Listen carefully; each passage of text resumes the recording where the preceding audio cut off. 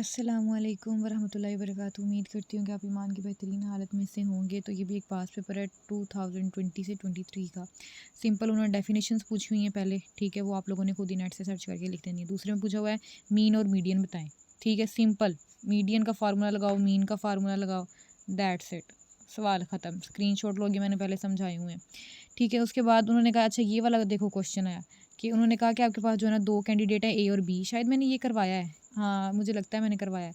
उन्होंने कहा कि इसकी बताओ कौन सी की परफॉर्मेंस जो है वो कंसिस्टेंट है और कोफिशिएंट ऑफ वेरिएंस निकालो, ठीक है। और उसमें उन्होंने कहा explain the B part correlation and regression, ठीक है।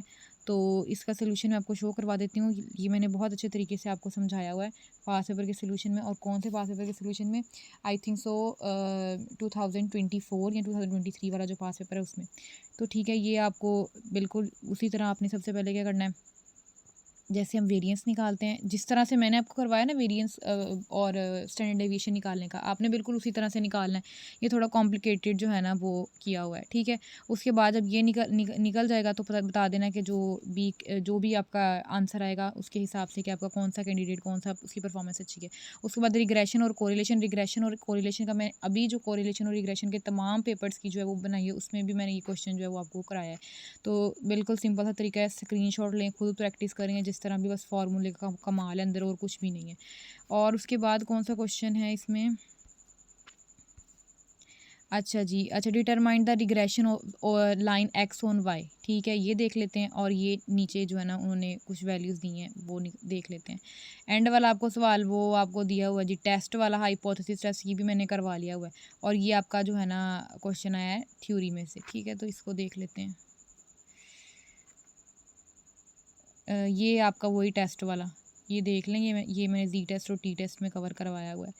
अच्छा जी, अथा क्वेश्चन नंबर 4 का बी पार्ट, ठीक है। एस्टिमेट वैल्यू ऑफ, ये जो दिया हुआ था एस्टिमेट वैल्यू हमें जो है ना एक्स की और वाई की हमने वैसे निकाल ली है, मुझे लगता है इसकी वैल्यू, वाई की वैल्यू जो अभी क्वेश्चन हमने किया ना रिग्रेशन वाला सॉल्व, ये वाला इधर से वाई की वैल्यू निकली होगी। वाई की वैल्यू निकली, जिस तरह मैंने आपको बताया ना रिग्रेशन और कोरिलेशन में आप वाई की वैल्यू निकालते हो, उसी तरह आपने फार्मूला सॉरी वाई की कह रही हूँ, ए और बी की फार्मूलाज में पुट करके आपने वैल्यूज़ निकाल लेनी है। और आपके पास जो भी एक्स की वैल्यू गिवन है आपने वो पुट करी जानी है। बस देखो हर दफ़ा बस वैल्यूज़ चेंज होनी है बिल्कुल। अब देखो इसमें क्या है, एक्स 6.5 पे उन्होंने कहा है, ठीक है, वो आपने निकाल देनी है, एक्स 6.5 पुट कर देना है। फिर उन्होंने कहा एक्स 7 पे निकालो, 7 पुट कर देना है, ठीक है। फार्मूला वही, सब कुछ वही, ए बी की वैल्यूज़ भी वही, ए बी की वैल्यू जो आप यहाँ से निकालोगे, ठीक है। तो ये जो भी मैंने आपको फार्मूला बताया ना वो वाले से, तो बस ये सिंपल सा आपके पास ये क्वेश्चन है। तो अगर आपने वीडियो नहीं देखी कोरिलेशन और रिग्रेशन वाली तो पहले वो देख लें, उससे आपको आइडिया हो जाएगा।